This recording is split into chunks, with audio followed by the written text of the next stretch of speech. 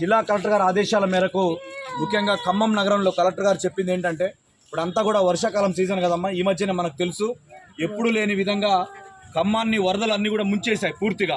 అసలు వరద అంటే తెలియదు. ఎక్కడో భద్రాచలం అవతల గోదావరి పొంగిన తర్వాత అక్కడ ఉన్నటువంటి ఇల్లు మునిగితే తెలుసుకున్నాం మనం, పేపర్లలో టీవీలో చూసాం మనం.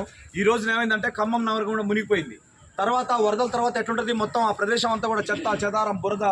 ఇక మున్సిపాలిటీలో చేసే పారిశుద్ధ్య కార్మికులకు చెప్పనట్లు కాదు, రోజు 24 గంటలు పనే వాళ్ళకి క్లీన్ చేస్తూనే ఉన్నారు. అయినా సరే ఇంకా దానిపాటి ఆనవాళ్ళు కనపడతా ఉన్నాయి.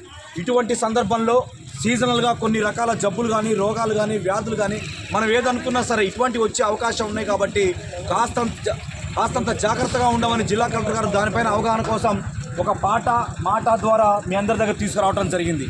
కళాకారులు అన్ని డివిజన్లలో దాదాపు 60 డివిజన్లలో ఈ కళాజాత ద్వారా అవగాహన చైతన్యాన్ని ఏదైతే ఇప్పుడు ఎక్కువగా వరద పేరుకుపోయి చెత్త అయితే ఎక్కడ ఉంటుందో నీరు నిల్వ అయితే ఎక్కడ ఉంటుందో అక్కడ అన్నీ కూడా దోమలు కుట్టడం ద్వారా మనకి రకరకాలుగా ఇబ్బందులు ఎదురవుతూ ఉన్నాయి. కాబట్టి వాటన్నిటికీ పరిష్కారం ఏంటంటే సాధ్యమైనంత వరకు చుట్టుపక్కల ఉన్నటువంటి పరిసరాలన్నిటి కూడా పరిశుభ్రంగా ఉంచుకోవాలని చెప్తా ఉన్నాం. దానికి సంబంధించినటువంటి ఒక పాటని ముందుగా జాగ్రత్తగా అందరం కూడా విందాం. ఊరువాడ నవ్వాలి పల్లె సల్లగుండాలి, ఊరువాడ నవ్వాలి పల్లె సల్లగుండాలి, ఆరోగ్యం మన ఇంటిలో రన్నా సంపదగా మారాలన్నా, మాయన్న సంపదగా మారాలన్నా, మన ఇంట్లో ఊడ్చిన చెత్తను పారేస్తే వీధులలోనా, మన ఇంట్లో ఊడ్చిన చెత్తను